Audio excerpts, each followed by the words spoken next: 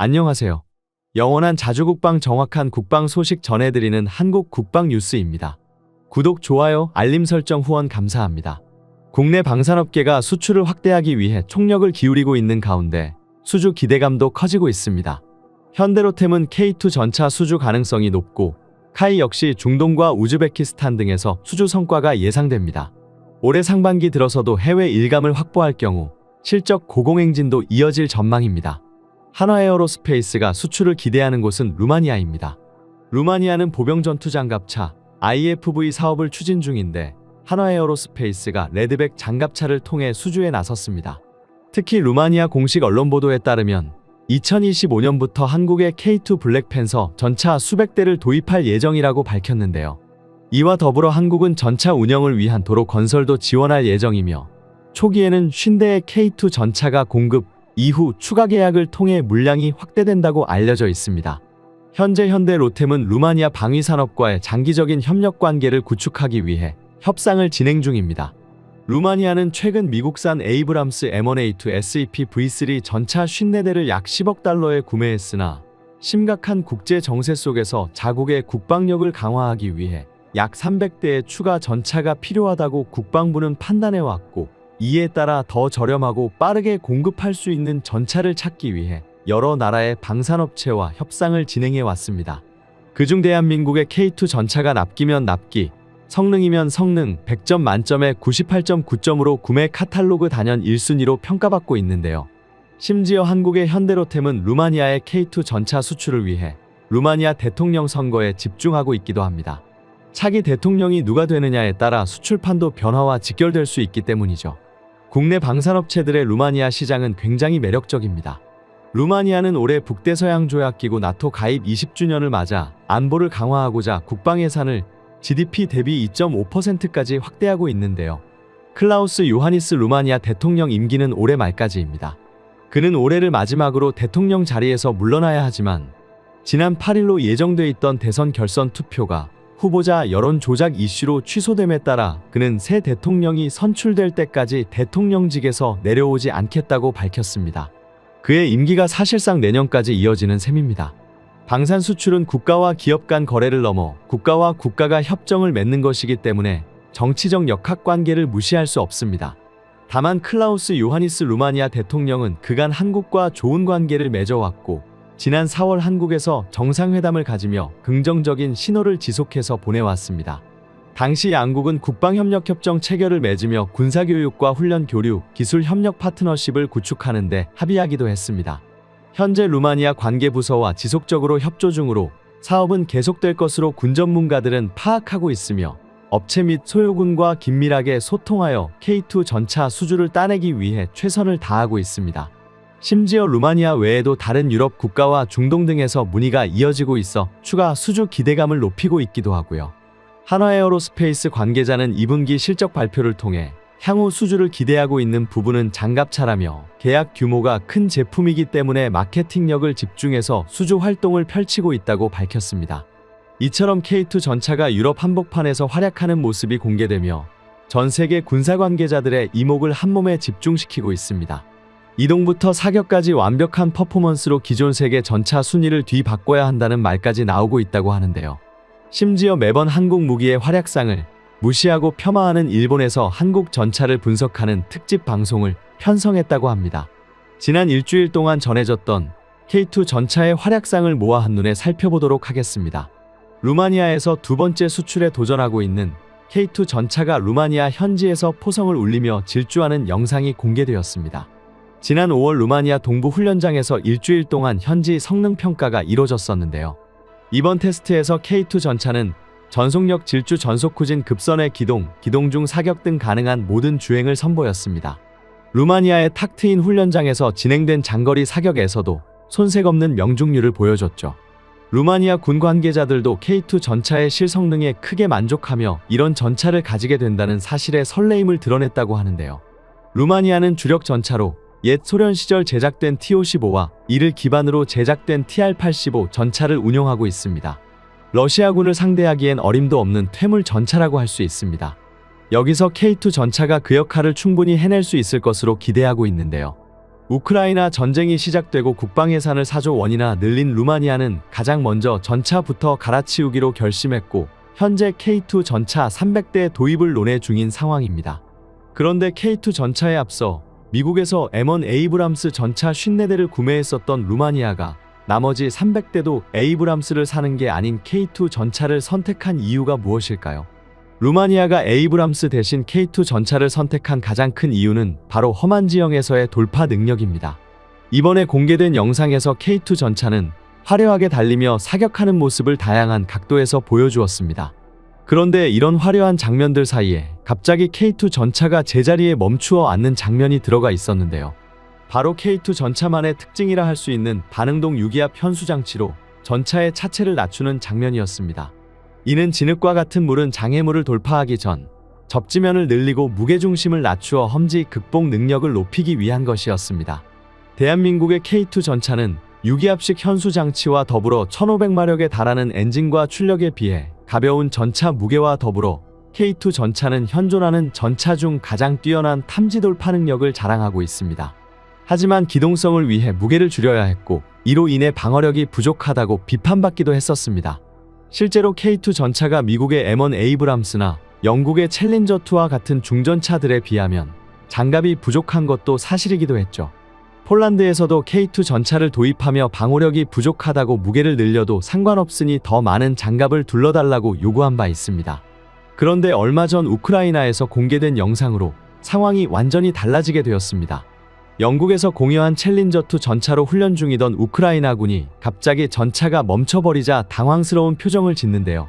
얕은 도랑을 건너려다가 전차가 갇혀 오도가도 못하게 되어버린 것입니다. 마침 취재를 위해 전차에 탑승해 있었던 영국 더선 안드리안 기자는 애물단지가 되어버린 챌린저2를 단독 보도하며 강력하게 비판했는데요. 이후에도 챌린저2는 검은 연기를 내뿜으며 어떻게든 탈출하려 시도했었지만 진흙 늪에 빠져버린 전차는 미동도 하지 않았고 오히려 더 깊게 가라앉으려 했고 결국 꼼짝없이 보조 군안전차가 와 끌어주기만을 기다려야 했습니다. 이게 만약 훈련이 아닌 실전 상황이었다면 러시아에 포격을 당하기 전에 전차를 버리고 도망쳐야 했겠죠. 영국의 주력 전차 챌린저2는 높은 명중률을 가진 강선포와 두터운 장갑을 가지고 있는 우수한 전차이지만 전차 중량이 무려 75톤에 달한다는 문제점을 가지고 있습니다. 이는 K2보다 20톤이나 무거운 무게로 덕분에 현재 물은 흙토가 가득한 우크라이나 육지에서는 기동이 거의 불가능한 상황에 처한 것인데요. 그리고 이러한 문제에 직면한 전차는 챌린저뿐만이 아닙니다. 러시아 전차 정도야 손바닥 뒤집듯 잡을 수 있다며 자신만만하게 투입했던 독일의 레오파르트 전차와 미국의 에이브람스 전차 역시 우크라이나의 물은 지형과 험지에서 발목이 붙잡혀 고전을 면치 못하고 있습니다. 무조건 더 많은 장갑을 올려 방어력을 높이는 게 생존력을 높이는 게 능사라 생각했었지만 실제 전장에선 그렇지 않았던 것이죠.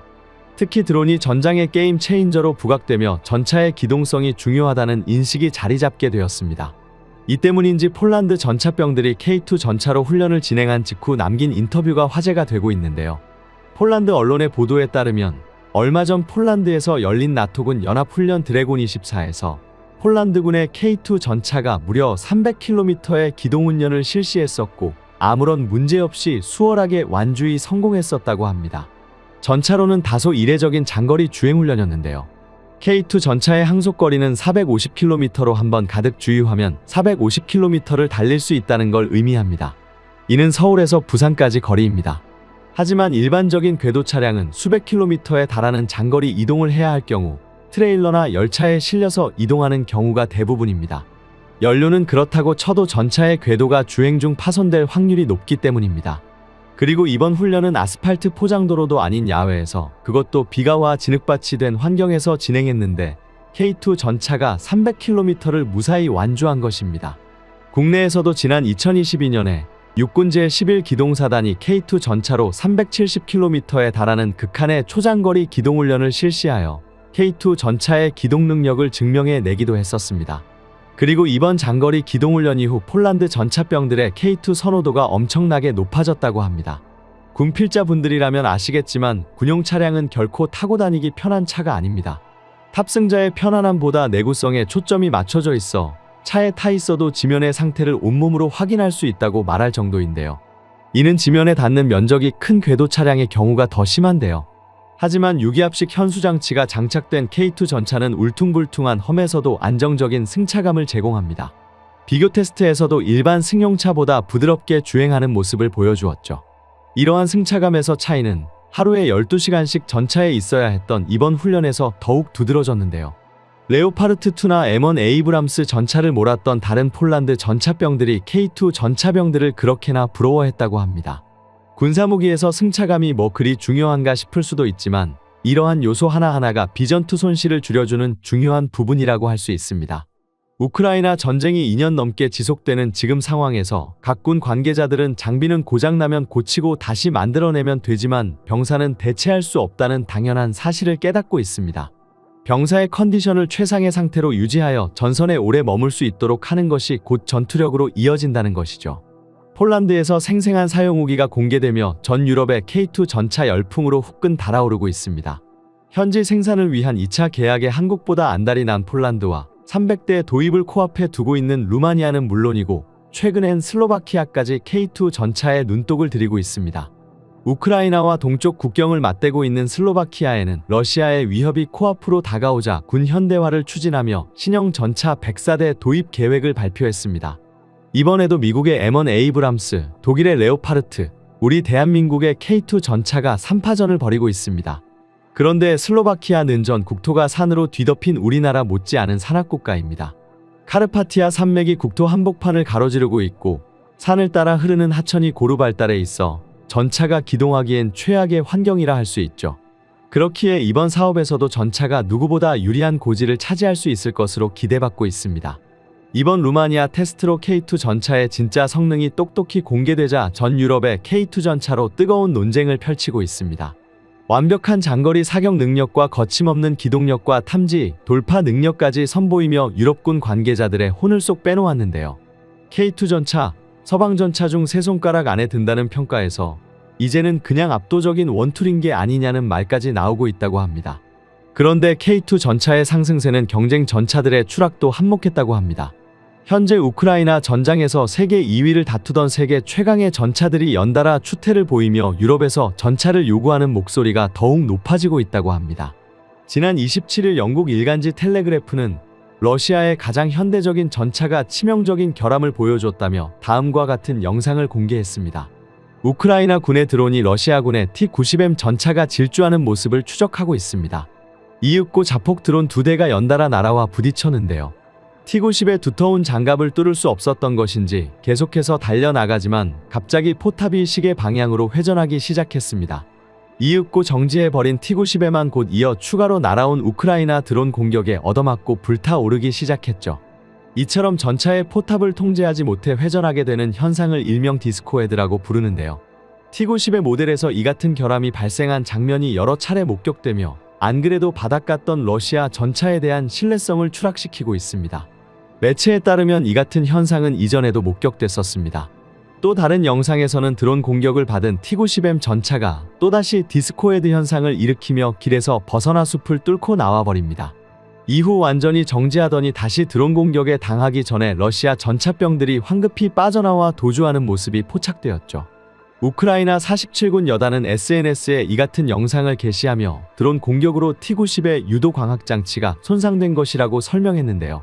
전차의 유도 광학장치가 손상되면 사격 통제 시스템에 잘못된 신호가 전송되며 포탑이 제멋대로 회전하며 제어할 수 없게 될 수 있는데 T-90의 경우 이른바 회전 포탑 증후군이라 불리는 결함 때문에 조금의 손상에도 포탑이 통제 불능 상태에 빠져 전투가 불가능해진다는 것입니다. 전 영국군 탱크사령관은 러시아 전차부대의 실태에 대해 미숙한 승무원과 열악한 전자 장비 문제일 거라고 말했는데요. 또한 전자 장비 고장 때문일 수도 있다며 서방 전차는 상당히 정교한 사격 통제 시스템을 갖추고 있지만 러시아 군은 이를 제대로 구현하지 못한 것 같습니다. 미국 CNN은 러시아 전차가 포탑 설계 결함을 수년간 방치한 탓에 실전에서 취약점을 드러내고 있다고 분석했습니다. 과거 러시아 전차는 탄약고와 전차병 탑승 공간을 분리되어 있지 않은 구조 때문에 피격 당했을 시 탈출할 시간도 없이 유폭이 일어나 포탑이 폭죽처럼 사출되는 것으로도 유명했습니다. 이러한 설계 결함이 제대로 고쳐지지 않고 그대로 이어져 내려와 우크라이나 전쟁에서 치명적인 약점이 되어버린 것이죠. 세계 2위라는 러시아 전차가 고작 이 정도 수준이었을 줄은 누구도 상상하지 못했을 텐데요. 최근 해외 다수의 언론들을 보면 K2 흑표는 세상에서 가장 치명적인 전차라고 평가받고 있습니다. 특히 미국 인터레스팅 엔지니어링에서도 K2 흑표를 설명하며 해도 흑표만이 사용할 수 있는 포탄의 경악을 금치 못하고 있는데, 미국도 개발 중인 포탄을 한국의 K2 흑표가 먼저 사용하는 것에 대단히 부러워하고 있습니다. 또한 흑표는 다른 전자들이 세대를 거듭하며 개량된 전자장비와 자동화 시스템을 한방에 무력화시켜 포탄까지 발사할 수 있어 모두의 이목을 집중시키고 있는데요. 한번 자세하게 알아보겠습니다. 얼마 전 사막 배경에 위장 도색을 칠한 흑표 전차가 사막을 질주하는 모습이 공개돼 많은 군사 전문가들의 흥분시킨 적이 있었습니다. 그런데 최근 한국 방산 전시회에서 나토 위장 패턴을 한 K2 전차가 모습을 드러내자 많은 전문가들은 한국의 K2 전차가 자주포의 뒤를 이어 유럽을 질주할 것이라는 예측을 내놓고 있는데요. 이런 가운데 최근 외신들, 그중 미국의 더 내셔널 인터레스트는 한국의 흑표 전차가 가진 단 한 가지의 임무라는 글을 게재하면서 K2 흑표만이 사용하고 있는 특수포탄들을 집중 조명했습니다. 매체는 대한민국 육군이 한국을 대표하는 방산 기업인 현대로템이 만든 흑표 전차가 추가 개량되어 더욱 강해졌으며 한국 육군이 사용하는 K2 흑표의 최신 버전은 세계 최고 수준이라고 극찬하면서 글을 시작하는데요. 그러면서 매체는 여느 다른 최신의 전차들도 K2 흑표처럼 능동방호 시스템과 가공할 만한 장갑 그리고 120mm 활강포를 가지고 있지만 왜 K2 흑표가 유독 강한 모습을 보였까라는 질문에 그것에는 K2 흑표에 특별한 포탄이 있었기 때문이라고 대답했습니다. 매체는 K2 흑표가 다른 전차들도 사용할 수 있는 표준 고폭탄과 우리에게 날탄으로 잘 알려진 운동에너지가 강화된 날개 안정식 분리 철갑탄 외에도 KSTAM-2를 사용할 수 있다고 전했습니다. KSTAM-2는 상부장갑 공격지능탄이라고도 불리는데요. 매체는 K2 흑표가 최고의 공격력을 지닌 강력한 포탄이라고 설명하고 있으며 K2가 KSTAM-2를 사용함으로써 전장을 지배할 수 있다고 설명하고 있습니다. 일반적으로 전차에서 장갑이 튼튼한 부분은 경사진 전면 장갑인데 매체는 K2 흑표가 전차의 전면부를 공격하는 것이 아니라 전체에서 가장 약한 부분인 상부장갑을 공격하기에 매우 치명적이라고 설명하고 있습니다. 매체는 왜 이렇게 K2 흑표 전차만 있을 수 있냐고 판단했냐면 바로 특별한 발사 방법 때문입니다. 주로 전차들은 포탄을 발사할 때 직사 방식을 취하는데요. 이는 탱크가 적을 향해 돌진하면서 포탄을 쏘기 때문에 먼 거리의 적을 포격하는 곡사포와는 다르게 가까운 적을 타격하기에 최적의 포격 방법이라고 할 수 있습니다.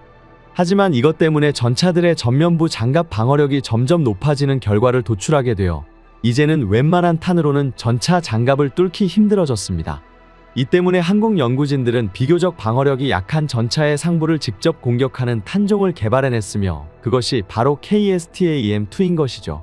그런데 문제는 KSTAM-2가 적의 상부장갑을 공격하기 때문에 고각으로 발사되어야 한다는 점인데요.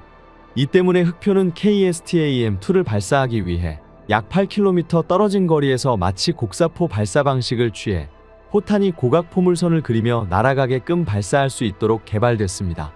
이 정도의 설명만 들으면 K2 흑표가 사거리 짧은 K9 자주포가 아닌가 하는 의심이 되기도 하는데요. 하지만 몇 가지 흑표만의 다른 점이 있습니다. 우선 K2 흑표는 밀리미터 밴드 레이더인 EHF 레이더를 채택했다는 점입니다. K2는 사격 통제 장치와 연동된 레이더를 통해 주행과 지형층 충고를 사전에 예측할 수 있으므로 이동 간 포사격 시 안정성을 높일 수 있는데요. EHF 레이더는 포탑 전면부에 설치되어 있으며 레이저 거리 측정기 및 측풍 센서와 함께 장착되어 있습니다.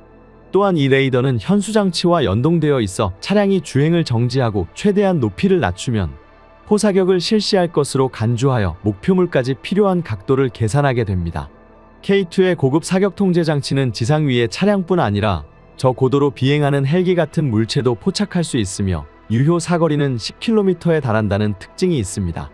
K2의 사격 통제 장치는 자동으로 차량 크기의 물체를 포착 및 추적하여 연결할 수 있도록 승무원을 지원하며 KSTAM-2 발사를 위한 고각을 만들어준다는 점에서 다른 전차와 다른 특징을 가지고 있습니다. 또한 K2 흑표를 세계 최강 전차로 만드는 또 다른 이유는 KSTA-EM2의 특별한 작동 원리 때문인데 내셔널 인터레스트 역시 이 점에 주목하고 있는 것입니다. 매체는 한국이 만든 KSTA-EM2가 자세를 제어할 수 있는 날개를 가지고 있다고 설명하는데 이를 통해 대형으로 이동할 수 있고 적 전차 머리 위로 정확하게 방향을 틀 수 있다고 말하고 있습니다. 일단 타격 목표물 위상공에 도착하면 KSTA-EM2가 낙하산을 펼쳐 떨어지는 속도를 늦추는다고 매체는 말하고 있는데요. 이후 KSTA-EM2는 다른 부분보다 장갑이 약한 전차 포탑부를 향해 폭발성형 관통자를 발사하여 엄청난 파괴 성능을 낸다고 설명하고 있습니다. 이는 미국에서도 탐내는 기술 중 하나입니다. 사실 미국도 KSTA-EM2와 같은 효과를 내는 CBU-105라는 집속탄을 보유하고 있습니다. CBU-105 한 발로 40대의 전차를 무력화시킬 수 있는데요. 이러한 CBU-105 안에 다수의 상부 공격 지능탄이 내장되어 있기 때문이죠. 미 공군과 폭탄 제작사인 텍스트론사가 공개한 CBU-105가 다수의 전차를 잡는 시험 영상은 몇몇 커뮤니티를 통해 빠르게 퍼지기도 했습니다. CBU-105의 시험 영상을 보게 되면 하늘에서 반은 흰색 낙하산이 떨어지는데 이내 전차 머리 위에서 뭔가 톡 쏘는 듯한 폭발을 보여줍니다. 의아스럽게도 전차들은 아무런 피해를 입은 것 같지 않아 보입니다. 하지만 한 전문가는 표적 전차 등이 겉으로는 멀쩡해 보여도 엔진이 완전히 파괴됐거나 내부의 전차 승무원들은 치명상을 입었을 가능성이 크다고 말했습니다. 그렇게 말하는 이유는 CBU-105의 자탄들이 자동으로 여론을 감지해 모든 폭발력을 한 곳에 집중해 공격하기 때문인데요. 이런 원리는 KSTA-EM2와 비슷하다고 할 수 있습니다.